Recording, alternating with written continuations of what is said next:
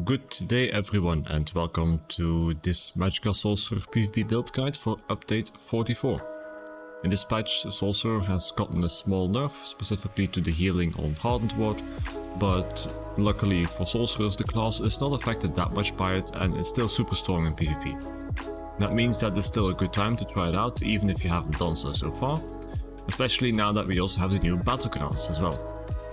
You can find an introduction video to those battlegrounds in the description. That said, because nothing much changed in terms of balance, there's also nothing much I'm going to change to the builds in this patch. But I do have a new build that I want to present. I've got two builds for you. One is a very staple build that I've used for a while now, and the other one is then the new build where I want to show how high you can stack your maximum Magicka while still keeping enough sustain, resistances and so forth. It's a simple way to build MagSorc, and it's also friendlier on the gear requirements, so if you're starting out and you don't have much gear on monster sets or mythics yet, I would also look at that build, which is why I want to include it in the video.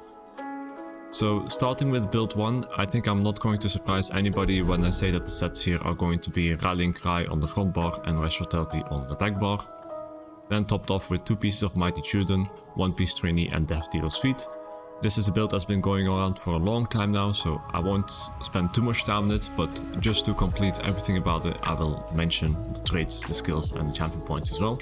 And then some alternative options, for example if you want to push more damage. So to just go over all the gear pieces and the traits, on the front bar I have a Rallying Cry Lightning Staff with a Shock enchant and a Sharpen trait. On the back bar the Rash Fatality Ice Staff with an infused weapon damage enchantment. On the gear I have full maximum Magicka enchantments except for one. The traits are 3 well fitted, 1 reinforced and 3 impenetrable. I run 5 medium, 1 light and 1 heavy. And then for the jewelry I have 3 arcane with 2 weapon and spell damage enchantments and 1 Magicka recovery enchantment.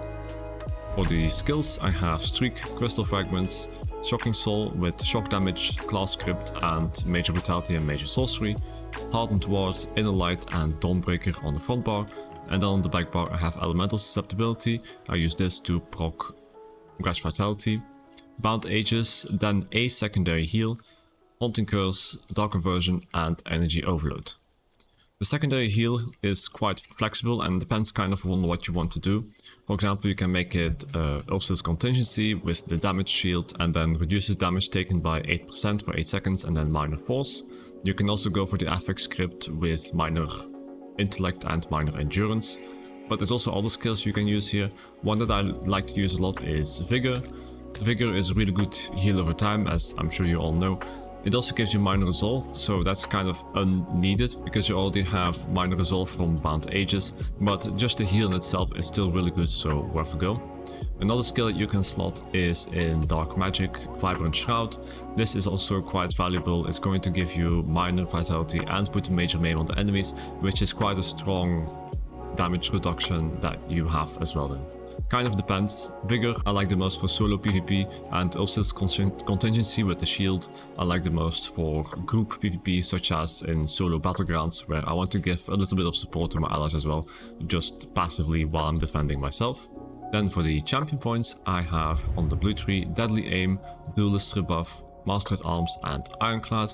Another good champion point is Weapons Expert, which is going to deal the damage you deal specifically with Overload by 20%, so it's quite valuable too. Then for the red CP I have Sustained by Suffering, Pain's Refuge, Bastion and Survival Instincts. This has been the same for like 5 years now, so I'm not going to stand still with that. And then for all the auxiliary information, my stats, you can see them right here. When Death Dealer's Feet is procced, I will have about 46-47k maximum Magicka. Health will be pushing somewhat towards 30k and the stamina will be 22k or more as well. It's quite high and that's because of the food that I'm running. So I have here right now the Bewitched Sugar Skulls.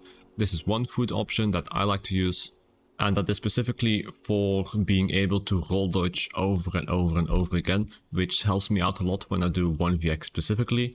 Now, a lot of people don't 1vx, and for example, if you do solo battlegrounds, then I think it's overkill on the maximum stamina if you go with Sugar Skulls, and in that case it's a better idea to go with Archaean Pickled Fishbowl, which is just going to not give you that extra stamina, but it's going to give you max health and maximum Magicka. If then your Death Dealer's Feat is fully procced, you will still have somewhere around 17 or 18k stamina, which is more than enough. For the race, I am a High Elf. All the good races are Dark Elf, Breton and Khajiit.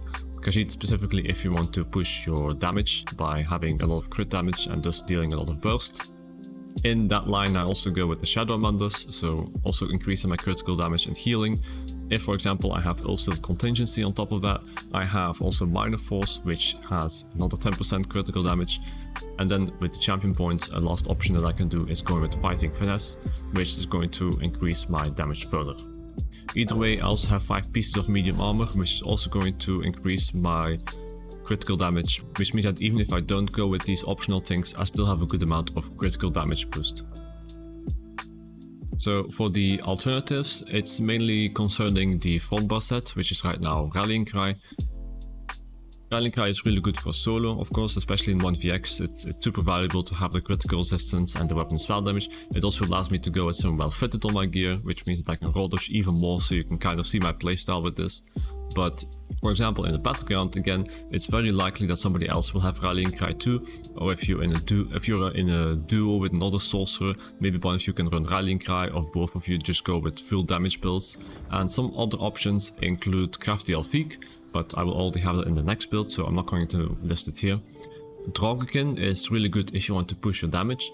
In that case, it is better to switch out Shocking Soul to Crushing Shock, which is going to benefit greatly from Drogekin, and then to make up for the loss of Major Sorcery from not having Shocking Soul, it's better to swap out Bound Aegis to Critical Surge.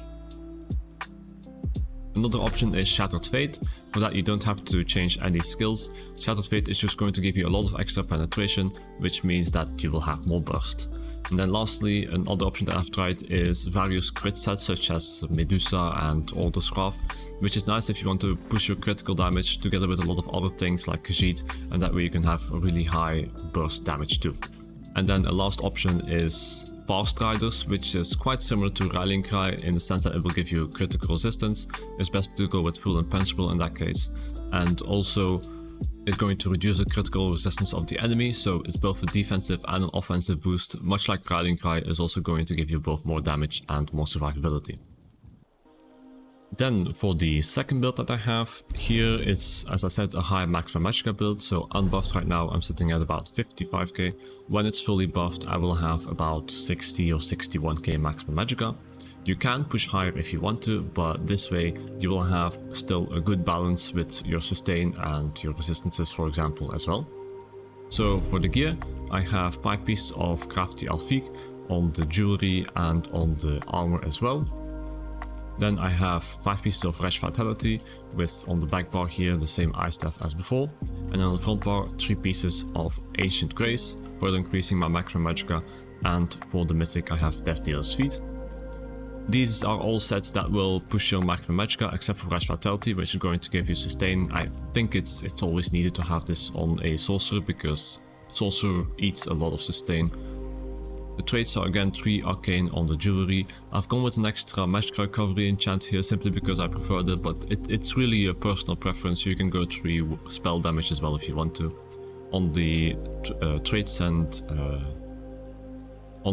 enchants on the armor, I have again maximum Magicka as much as possible. I still keep 1 prismatic enchant. You can go with 2 to push your health a bit higher. As you can see, 24k unbuffed is not that high. Together with Death Dealer's Feat it's going to go to 27k, and your Hardened Ward is going to be a really big shield with this, so you'll still be okay on that. But if you want to play it a little bit safer, you can also drop a little bit of that maximum Magicka to have more health and stamina by going with prismatic enchants. In any case, for the rest I go with mostly impenetrable and maximum Magicka enchants, and sometimes I like to go 1 or 2 well fitted too, simply because it allows me to roll dodge more often, which is a playstyle that I really like, as you probably were able to tell from the previous build. The weapon traits and the weapon enchant are the same in the previous build, so sharpened shock damage and infused weapon damage enchant.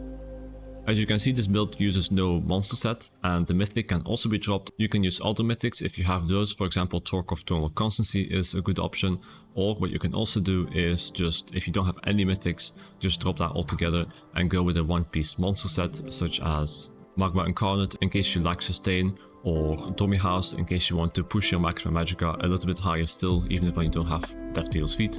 And then a last option is a One Piece Trainee, which is going to immediately fix that problem with health.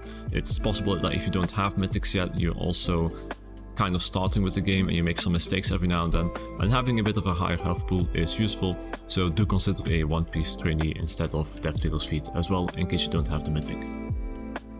Then for the skills, it's very similar to before: Streak, Crystal Fragments, Shocking Soul, this time with shock damage, a class script, and instead of Major Brutality and Major Sorcery, which I still have here from the previous build, you'll want to have Major Breach, and that way Shocking Soul is going to be your source of Major Breach as well. And then Hardened Ward, Inner Light and Dawnbreaker. On the back bar I have Hurricane, Critical Surge, Bound Aegis, Haunting Curse, Dark Conversion and Energy Overload. As you can see, I have dropped the secondary heal from the previous build. This is because I have so much maximum Magicka right now that the healing from simply having Critical Surge, Hardened Ward and Dark Conversion should be enough in just about any situation. Critical Surge is also going to be my buff for Major Sorcery and Major Brutality, which is why I changed out the script on Shocking Soul. And then for the arm buff, I've gone with Hurricane. I think Hurricane is better than Boundless Storm. Boundless Storm is going to have a little bit of a longer duration and also a short speed boost when you just cast it, so it can be nice for kiting. But Hurricane is better because of the bit of damage that it deals as well, and on top of that it costs stamina.